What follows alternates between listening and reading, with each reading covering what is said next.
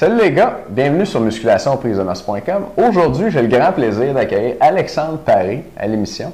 Alex a un CV long comme le bras, que je vais vous lire rapidement, étape par étape. Alex, il a une maîtrise en activité physique avec une spécialisation en physiologie de l'exercice. Il est certifié par la National Strength and Conditioning Association aux États-Unis. Ça, c'est l'organisme de certification des entraîneurs le plus prestigieux au monde. Donc, il a le titre Certified Strength and Conditioning Specialist, donc un spécialiste d'entraînement en force et puis du conditionnement physique. Il joue au handball dans l'équipe nationale. Il est entraîneur depuis 15 ans. En ce moment, il s'entraîne en athlétisme, au 100 mètres et au 200 mètres. Il court le 100 mètres en 11,46 secondes. C'est assez rapide.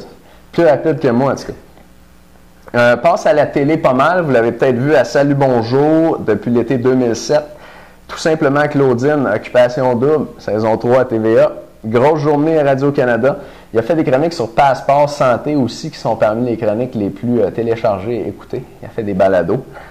Et Alexandre possède sa propre école de formation en entraînement. Il fournit la formation à plusieurs chaînes, incluant Énergie Cardio, Swan, Curves, Body Shop, Cardio Plein Air. Ces chaînes-là vont faire former leurs entraîneurs par Alex. Puis ses formateurs à lui. Alexandre, bienvenue sur musculationprisedemasse.com. Merci, je suis bien content d'être ici. Super. Tu es notre deuxième invité, Alex. Bon. Puis, le premier, c'était Maxime Saint-Onge. Puis quand je l'ai invité, j'ai dit que j'espérais que nos prochains invités soient à la hauteur. Puis je suis content que tu sois là parce que je pense qu'on ne sera pas déçus. J'ai plein de choses à vous raconter. On va faire ça. Excellent. Fait que les gars, je vous explique comment ça fonctionne. Aujourd'hui, on va faire connaissance avec Alex. On va parler un petit peu de son background, qu'est-ce qu'il fait comme entraînement, puis comment il voit la musculation.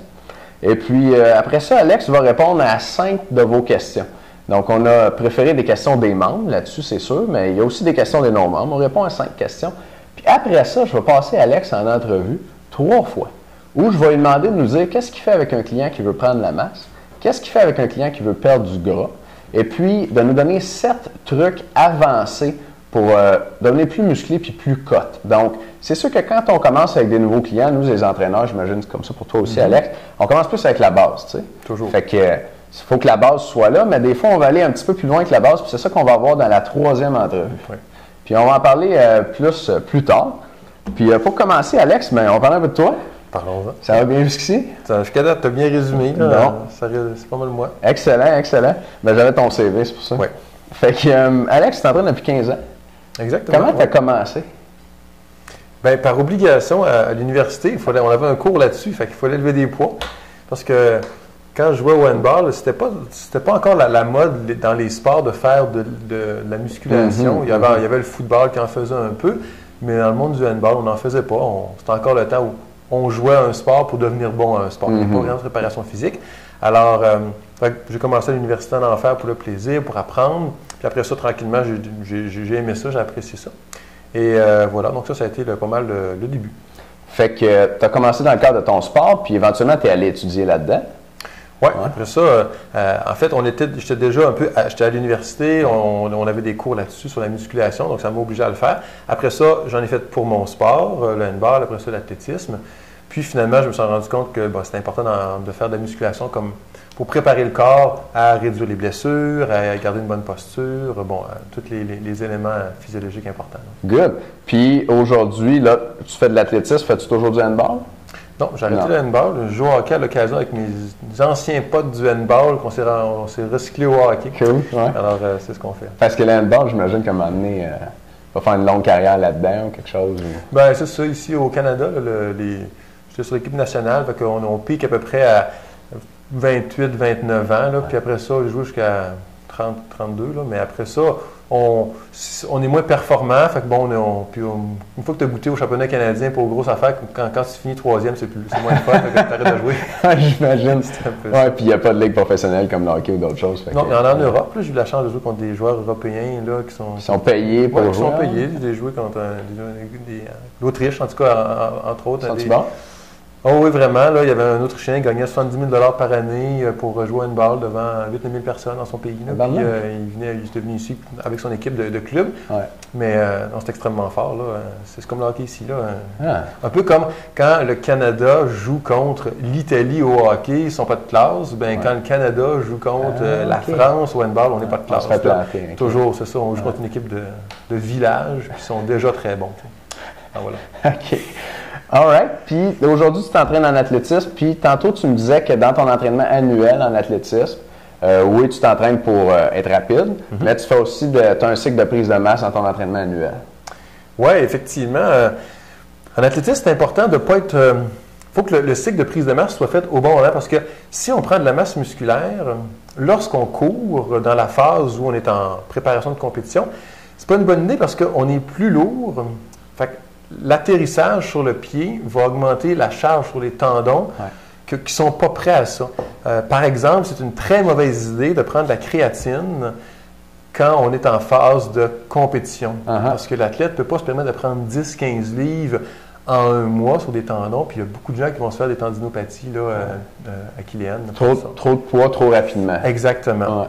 Donc, il faut vraiment le faire en période, ce qu'on appelle en période de saison morte, en off-season, où là, on a un bon 2 mois où c'est le temps de...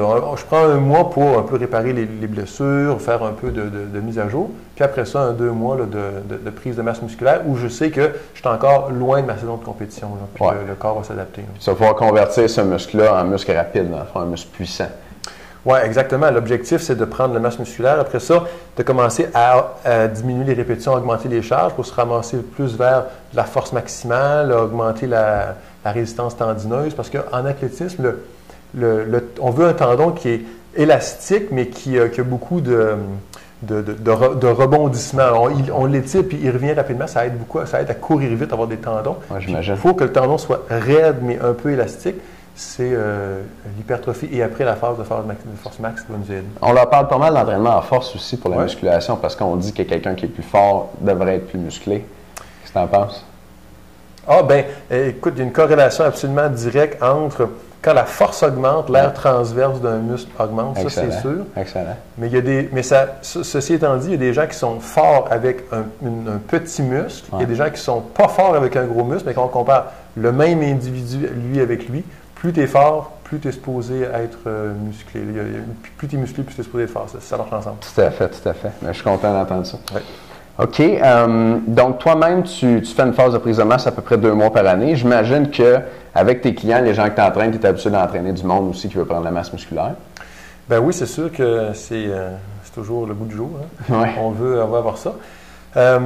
Donc, ces gens-là, mais par contre, je m'assure toujours de voir est-ce qu'ils ont la base nécessaire pour soutenir cette charge-là, parce que c'est la prise de masse musculaire, c'est un haut volume d'entraînement par rapport à la force max. Le volume est beaucoup plus bas, la tension est plus élevée, mais on fait moins de séries, on fait moins de répétitions, on se repose plus. Donc, tout est plus, entre parenthèses, facile, il y a moins de volume. Donc, il faut être prêt quand on fait de l'hypertrophie pour pouvoir soutenir ça. Fait que ça prend une pyramide, un socle de la pyramide qui est prêt.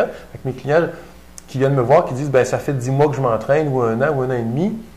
En fait, il faut faire la différence entre l'ancienneté en musculation puis l'expérience en musculation. OK, j'aime ça. Tu peux être vieux dans un gym en musculation, mais tu n'as jamais rien fait de bon. Fait qu'évidemment, ça ne fait pas de toi quelqu'un qui a beaucoup d'expérience. Excellent. Si tu as de l'expérience de qualité, là j'en tiens compte. Fait que dans les 2 cas, je m'adapte à ces gens-là. Puis comment tu prépares quelqu'un à faire un cycle de prise de masse? Tu me disais que ça prend une bonne base. Ça ressemble à quoi, cette base-là? Bien, il y a vraiment... c'est comme un escalier. Là. La première étape, on va parler de la notion de stabilisation.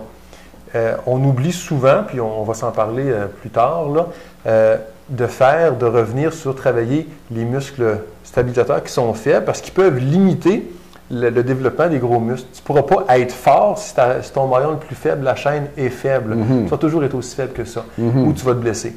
Alors, il faut être stable. Après ça, il faut être endurant. Puis après ça, la 3e étape, c'est pouvoir prendre de la masse musculaire. C'est les 2 premières étapes. Là. Fait que je m'assure que la personne, si on fait des step-up, puis la personne, à chaque fois qu'il monte son propre poids de corps, son genou bouge latéralement comme ça, je le vois mal avoir une barre de 150 livres sur le dos. Fait qu'il faut régler ça. C'est sûr. Des fois, ça ne plaît pas au client qui dit « Je ne comprends pas, je viens de voir pour la prise de masse musculaire, pourquoi on fait quelque chose sans poids? C'est que je peux te donner un programme de masse musculaire, mais je peux te blesser aussi dans les 4 prochaines semaines. Tu vas avoir plus mal aux genoux. Tu ne seras pas très content. » Non, c'est clair. Excellent, excellent. Écoute, veux-tu ajouter quelque chose avant qu'on embarque dans les questions? Non, je suis très heureux de passer aux questions. On va vous raconter plein de belles choses. Parfait. On se voit demain avec Alexandre pour la première question. À demain, les gars.